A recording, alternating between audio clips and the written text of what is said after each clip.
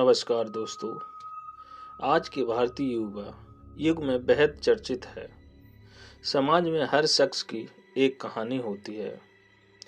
ठीक उसी प्रकार भूतों की कहानी भी होती है। हालांकि कुछ मनुष्य इन भूतों की कहानियों को मात्र एक वहम बता देते हैं, तो बाकी अन्य इन कहानियों पर यकीन भी करते हैं।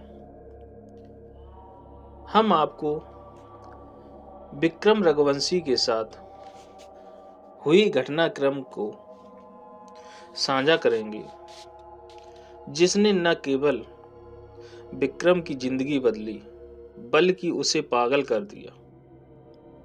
जानते हैं उसके प्रति घटित हुई घटना के बारे में। सुनिए, यह कहानी के शुरुआती दौर की घटना आज से 3 वर्ष पूर्व की घटी हुई है। विक्रम रघुवंशी और उसका दोस्त साहिल ने अपनी एक खिलौने बनाने वाली कंपनी खोली थी। दोनों को बच्चे से बेहद लगाव था। यह दोनों मार्केट में हमेशा से नए आधुनिक तकनीक के खिलौने बनाने के लिए जाने जाते थे। भारत का सबसे पहला रिमोट कंट्रोल हेलीकॉप्टर खिलौना इन्होंने ही इजाजत किया था। उस वक्त कंपनी में मीडिया के जमावड़े की तैयारी चरम पर थी।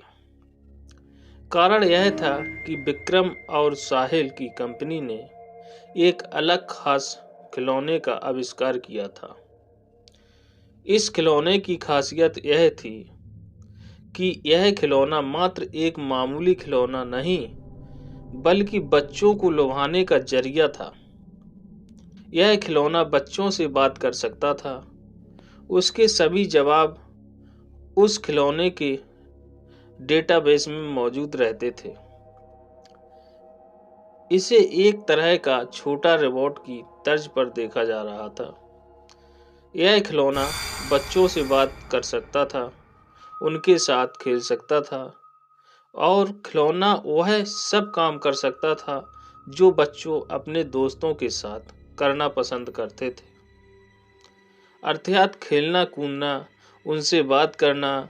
उसी दिवस विक्रम की बातें अमेरिका के एक टॉय कंपनी से बातचीत हुई। विक्रम ने अपनी कंपनी के इस खिलौने के आविष्कार को अमेरिका कंपनी को ऑनलाइन बेच दिया। यह बात उसने साहिल को नहीं बताई थी। अगले दिन मीडिया साहिल और विक्रम से इस खिलौने के बारे में बात कर रहे होते।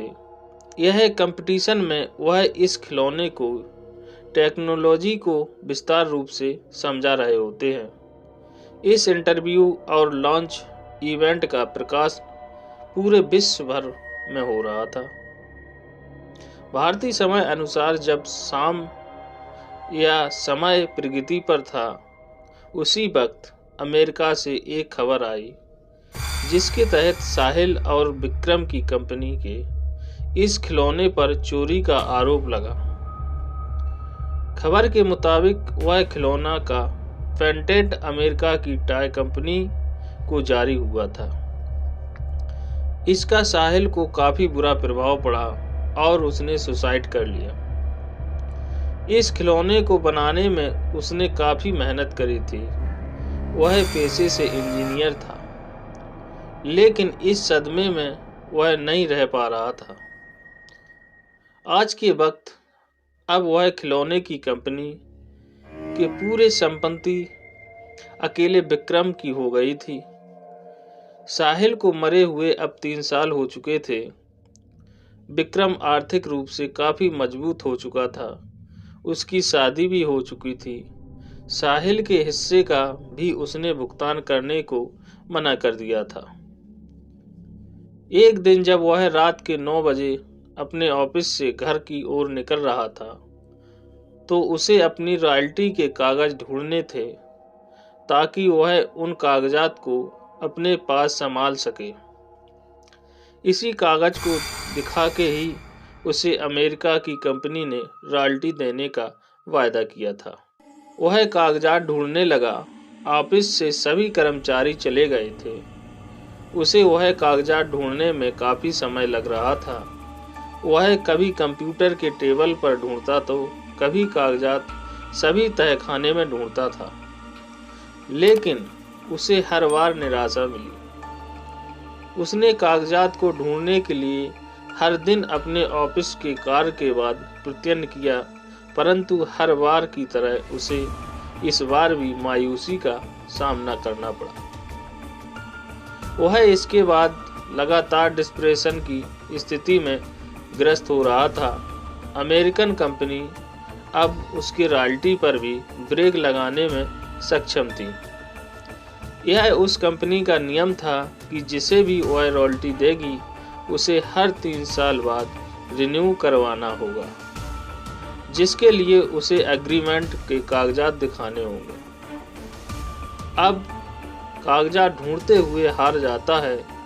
उसे इस बात का डर रहता है कि अब उसे रॉयल्टी नहीं मिलेगी। उसकी कंपनी में बनने वाले खिलौने भी इतने नहीं बिक पाते थे कि अपने घर का खर्च को संभाल सके। उसने सोचा कि अब वह कंप्यूटर्स में सेव फाइल में से समझकर वैसी ही डॉल को बनाऊंगा ताकि उसकी कमाई हो जाए। तकरीबन 2 से 3 महीने उसने घर में न जाने का फैसला किया। उसने अपना फैसला अपनी पत्नी को बता दिया था। इन 3 महीने में उसे अमेरिका कंपनी से मैसेज आ गया था कि वह उसे अब रॉयल्टी नहीं दे पाएंगे। यह फैसला उसके लिए हैरान कर देने वाला था, क्योंकि इस निर्णय से वह पहले से ही वाकिफ था। अपनी कड़ी मेहनत के बाद उसे अपने कार्य पर सफलता मिली। उसने वह खिलौना बना दिया। खिलौने में आधुनिक वक्त के मुताबिक कुछ नए तकनीक का भी इस्तेमाल किया। अपने परीक्षण में सफल होने के बाद विक्रम बेहद खुश था। इतने महीने की मेहनत के बाद विक्रम अपने घर जा रहा था। उसका बच्चा भी उसके इंतजार में राह देख रहा था। विक्रम अपने घर की ओर निकलते हुए विक्रम ने खुद से बनाया हुआ खिलौना अपने बच्चे के लिए ले जाना मुनासिब समझा। विक्रम ने सोचा कि अब उसकी जिंदगी बदल जाएगी। वह फिर से खुशी भरा जीवन व्यतीत करने लग जाएगा। लेकिन उसे क्या मालूम था कि यह खिलौना उसका वर्तमान एक बुरे लम्हे का आगाज होगा। जैसे ही वह गाड़ी में उस खिलौने को लेकर बैठा, उसके साथ अजीब घटना घटित होने लगी। गाड़ी का पेट्रोल अचानक से पूरा खत्म हो गया। गाड़ी स्टार्ट नहीं हो रही थी। कार के गेट खुद ब खुद बंद हो गए। उसे घुटन महसूस हो रही थी। खिलौने से अजीब से हंसने की ध्वनि आ रही थी। यह हंसी की आवाज़ विक्रम के कानों में दर्द पैदा कर रहा था। वह बेहोश हो चुका था। जब उठा तो खुद को अपने घर के बाहर पाया। उसके रोंगटे खड़े हो गए। वह घबराया हुआ था। वह डॉल लेकर जल्दी से अपने कमरे की ओर भागा। उसे ऐसे देखते हुए विक्रम की पत्नी डर गई थी और बच्चे ने हाथ से डॉल देखी तो वह भी अपने पापा के तरफ नन्हे कदमों से दौड़ा। विक्रम ने वह डॉल झट से अलमारी में छुपा दिया और उसका ताला लगाकर चाबी अपने पास रख ली। उसने यह सब होने के बाद तुरंत कंपनी के मैनेजर को फोन किया और उस खिलौने को बनाने से रोकने को कहा। अगले दिन वह अलमारी में उस डॉल को निकालकर समुद्र में डालने का सोचने लगा, लेकिन जैसे ही उसने अलमारी खोली वह हैरान रह गया। अलमारी में वह डॉल नहीं थी। वह चिंतित हो गया। वह जल्दी से तेज रफ्तार में भाग कर वह अपने बच्चे को ढूंढ रहा था। उसे जो डर था वही हुआ। उसका बच्चा उसी डॉल के साथ खेल रहा था। विक्रम अपने बच्चे से डॉल खींचकर ले गया। वह डॉल उसके हाथ में आते ही वही अजीब हंसी के साथ हंसने लगा। मेरे से पीछा नहीं छुड़ा पाएगा विक्रम, मेरी मेहनत को तुमने चंद पैसों के लिए बेच दिया था। यह आवाज किसी अन्य की नहीं बल्कि साहिल की थी। विक्रम काफी भयभीत हो चुका था।